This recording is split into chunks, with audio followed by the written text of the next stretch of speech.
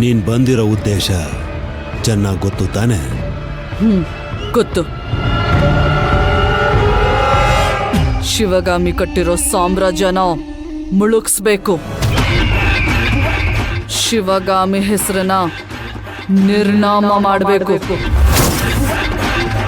ಒಟ್ನಲ್ಲಿ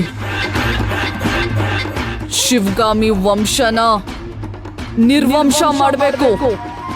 ಶಿವಗಾಮಿ ಮನೆತನಕ್ಕೆ ಶಾಂಭವಿ ದೇವಿಯ ಆಶೀರ್ವಾದ ಇದೆ.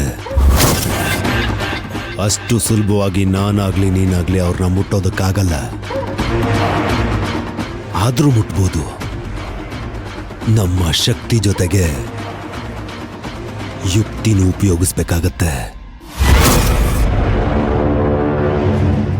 ಅಶೋಕನ್ನ ನಿನ್ ಬುಟ್ಟಿಗೆ ಹಾಕೋಬೇಕು.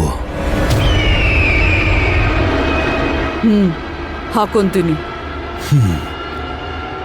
ಶಿವಗಾಮಿ ಅಶೋಕ್ ಮಧ್ಯೆ ಜಗಳ ಆಗ್ಬೇಕು. ಅಶೋಕ 24 ಗಂಟೆನೂ ನಿನ್ ಹಿಂದೆ ಬಿದ್ದಿರ್ಬೇಕು. ನಿನ್ನಿಂದ ಅವನು ಹುಚ್ಚಾಗ್ಬೇಕು.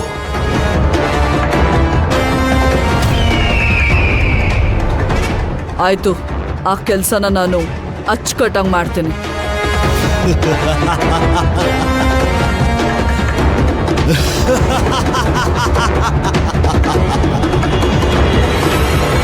ಹಾಗೆ ಇನ್ನೊಂದು ಕೆಲಸ ಇದೆ. ನೀನಿರೋ ಮನೇಲಿ ದಿಗ್ಬಂಧನ ಆಗಿರೋ ಆತ್ಮಕ್ಕೆ ಬಿಡುಗಡೆ ಕೊಡ್ಸು.